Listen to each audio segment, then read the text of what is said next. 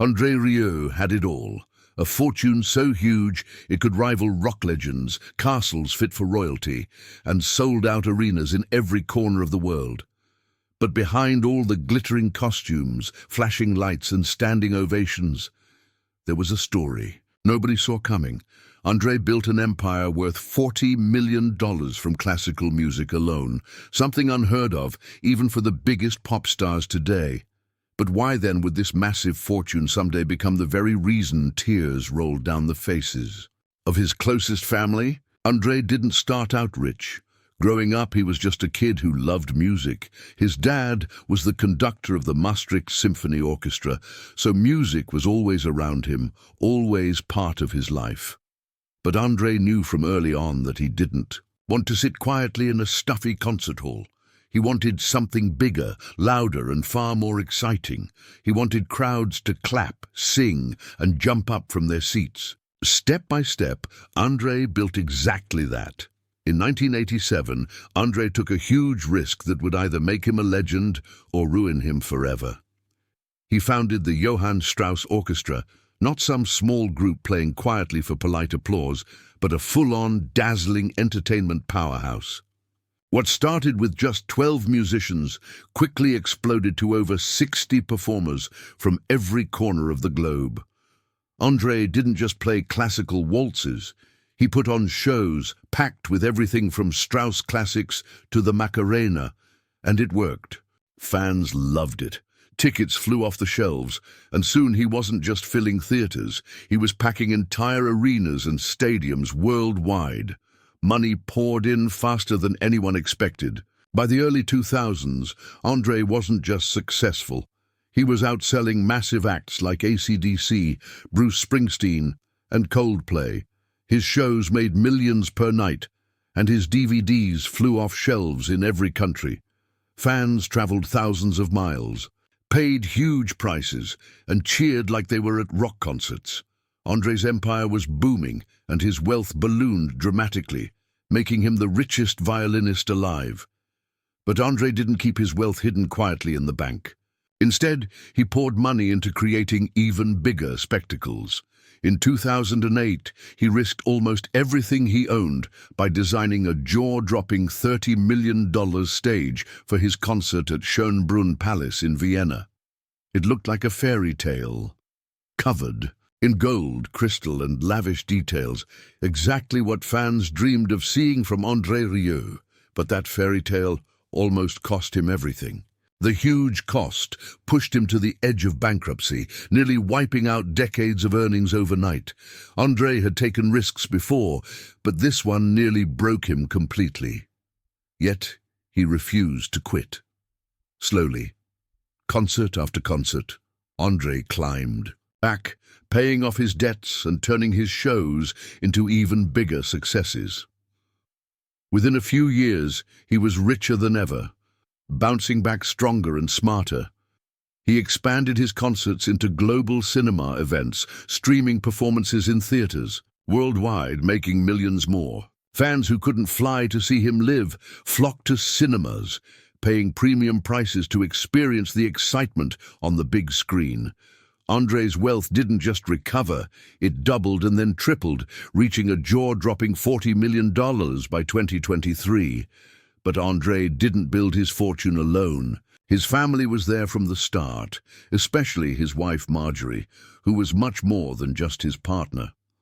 Marjorie designed the costumes, helped choose venues, and planned the dazzling stage sets that became famous worldwide. Together, they made every show unforgettable, creating an entertainment empire that became a true family business. Their son Pierre even stepped into a major role, becoming vice president of André Rieu Productions, turning the whole operation into something like a musical dynasty. André's shows became legendary, but he never forgot his roots. He lived in Maastricht, in a castle built in 1452. Yes, an actual castle. This was no ordinary mansion. It was the legendary place where D'Artagnan of the Three Musketeers had his final meal before dying in battle. André had dreamt about owning it since childhood, and now he did. He poured millions into renovating every inch, turning it into a dream palace filled with priceless art, sparkling chandeliers, and gardens that belonged in fairy tales. Even with all this wealth, André didn't slow down. He kept expanding his concerts, touring non-stop from Europe and America to Australia and Japan. Each year his tours grew larger, his audiences bigger, and his fortune multiplied. He wasn't just a musician anymore. He was a superstar, a global phenomenon whose brand grew into an unstoppable money-making machine. Yet despite all the glitz and glamour, André kept one surprising habit: baking. During the lockdown in 2020, with concerts cancelled and millions in ticket sales vanishing overnight, André did something unexpected. He started baking cakes and sharing them with neighbors. It wasn't flashy or extravagant, just simple human kindness. A gentle reminder that behind the massive empire was a man who still valued community and simple joys. But there was more to André's fortune than meets the eye. André's empire depended on him performing non-stop, and when he fell sick in 2010 with a severe ear infection, everything nearly collapsed again. Doctors were stunned he hadn't gotten sick sooner, given how demanding his schedule was. For the first time, his family realized just how fragile this fortune was. Everything they built depended entirely on André's health. One illness or cancelled tour could cost them millions instantly. The pressure was enormous, but André recovered and pushed forward, refusing to slow down, determined to keep the music and money flowing. Yet behind the scenes, the family struggled with managing an empire worth tens of millions, facing risks nobody knew about. Each spectacular show was a gamble costing millions in set designs, venues, musicians, and marketing. Any failure could threaten everything André built. Then came another hidden secret. André's fortune wasn't just in concerts. Quietly, he'd been building an enormous real estate portfolio, investing millions into luxury properties around Europe. Fans knew about his Maastricht castle, but few realized just how vast his property empire had become. That Maastricht castle wasn't some random mansion. It had serious history attached. Built in 1452, it once belonged to Charles de Batz, Castelmore d'Artagnan, the real-life inspiration behind the Three Musketeers. But when André first saw this place, it wasn't exactly luxurious. He first stepped inside at just 6 years old for piano lessons, and trust me, it wasn't love at first sight. The place was dark, falling apart, and kind of creepy, definitely not where you'd imagine living your best life. Fast forward decades later, and that spooky old castle became the shining heart of André's empire, transformed from a gloomy ruin into an incredible fairy tale-like estate. Inside his Maastricht castle, André surrounded himself with the kind of luxuries most of us only see on Netflix.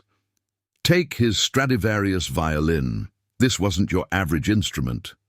Made by Antonio Stradivari way back in 1692, André bought it in 2018 for a whopping $7 million.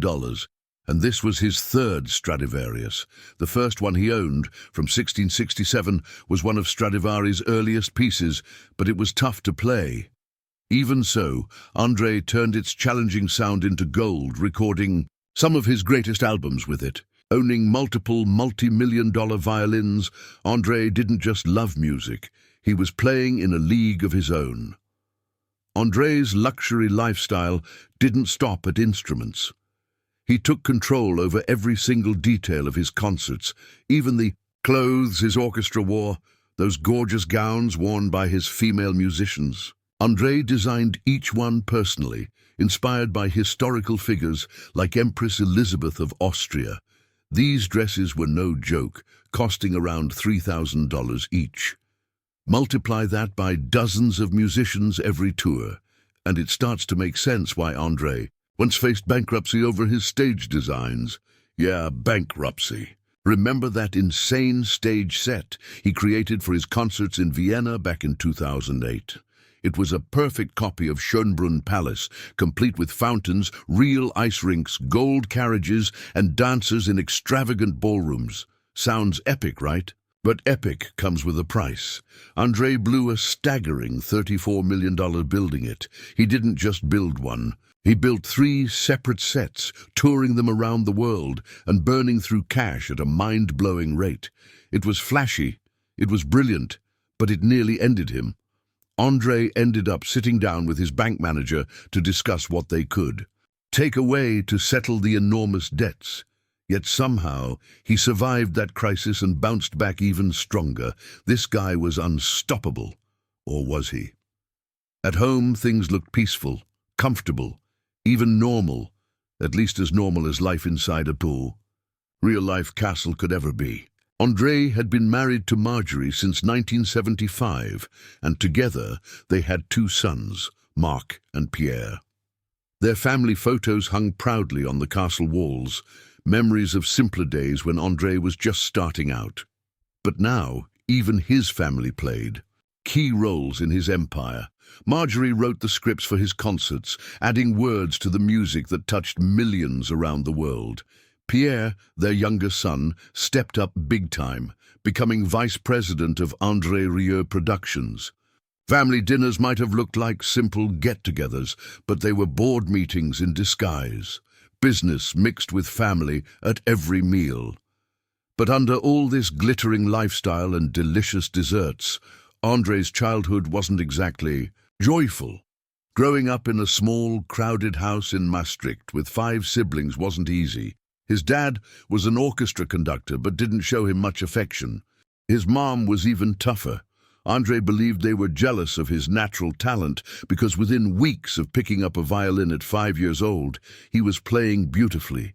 He escaped the tough times through music, but the scars remained, pushing him constantly toward more success, more approval, more extravagance. That drive to prove himself showed clearly when André first started out back in 1978. He formed his very first ensemble. Just 12 musicians playing weddings and small restaurants. Money was tight, audiences hardly noticed them, sometimes not even looking up from their dinner. André almost quit music completely, even joking about opening a pizza restaurant instead. Imagine André Rieu serving pizza Paganini tableside, violin in hand. But luckily for millions of fans worldwide, he stuck with music. In 1987, André revamped his group, creating the now famous Johann Strauss Orchestra.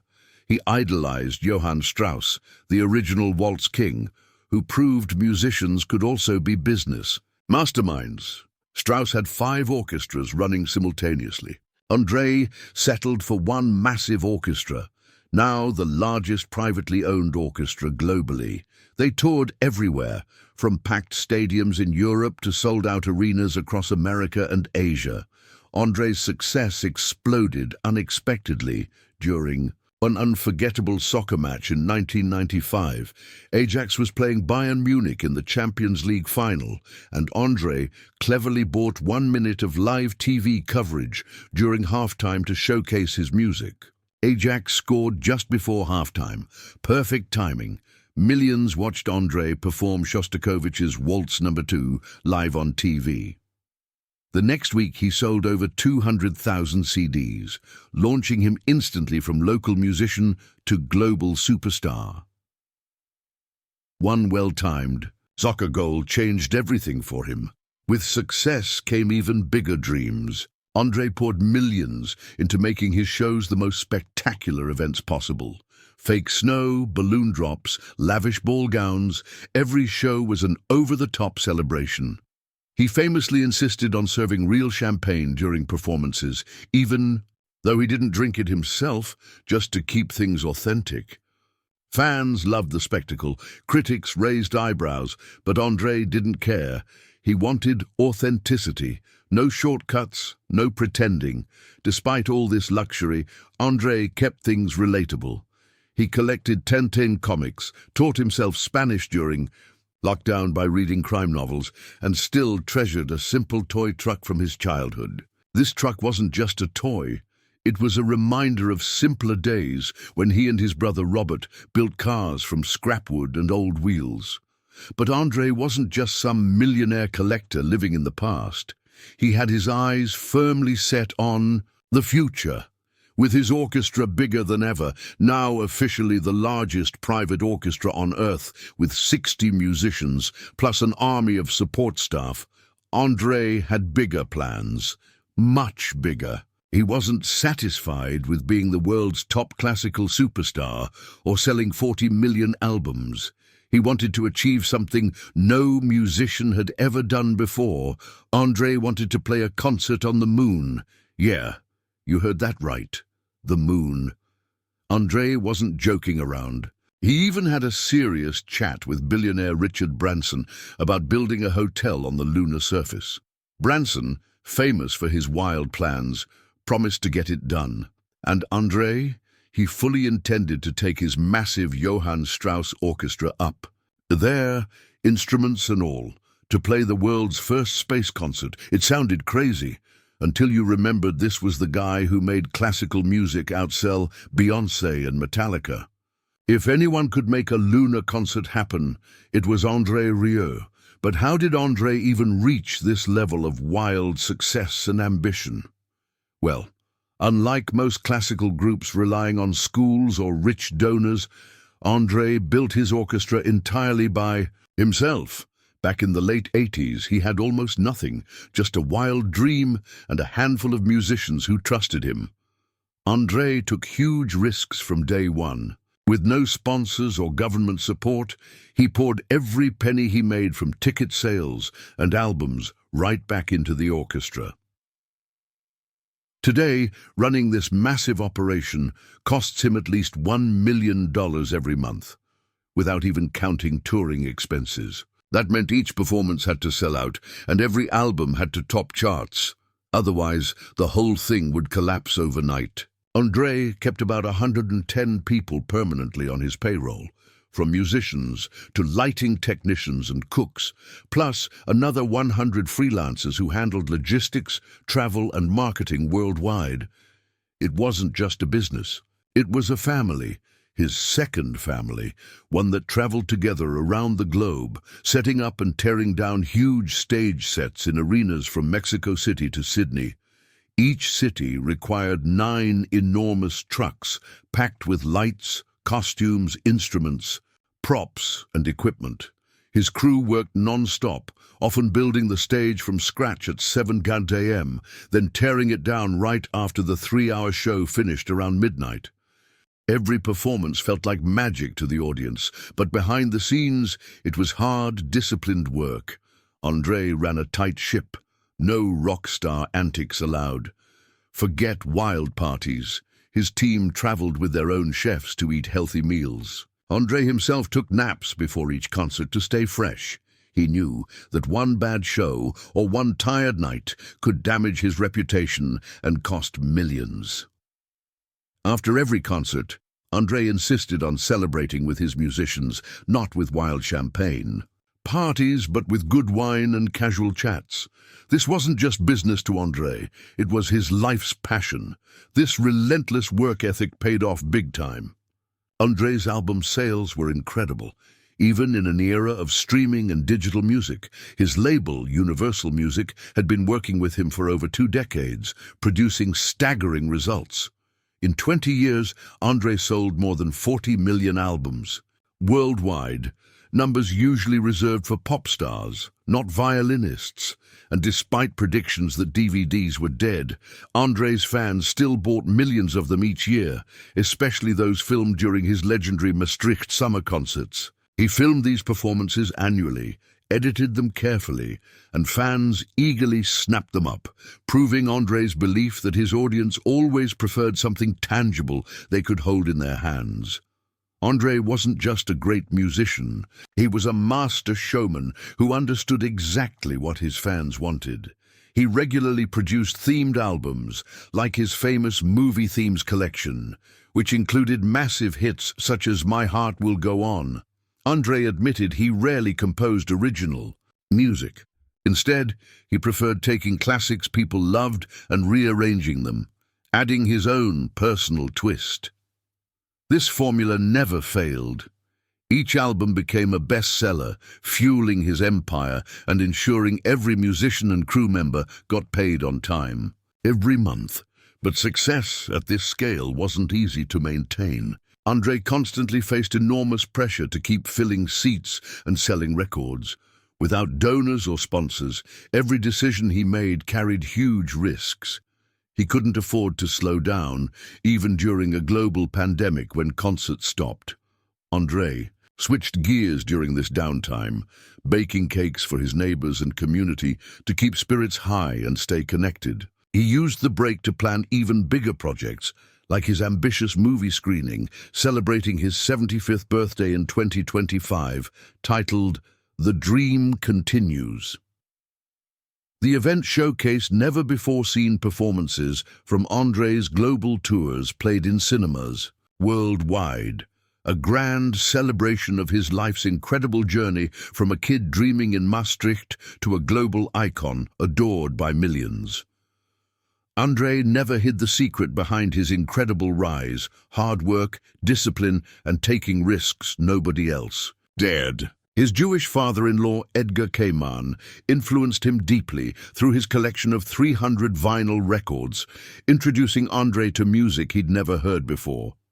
These records shaped his style, making his performances accessible to millions who never imagined they'd love classical music.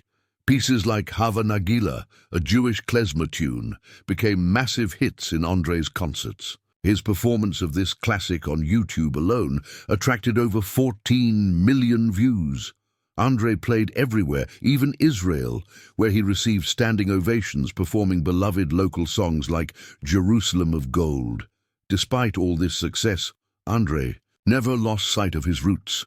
On his 75th birthday, he celebrated in style, throwing a giant boat party that sailed through his hometown of Maastricht with his entire orchestra on board. Fans worldwide joined in through cinema screenings, experiencing iconic performances from decades of André's unforgettable shows. André built something nobody thought possible: a massive private orchestra, worldwide fame, and a fortune so large it made his family both proud and nervous.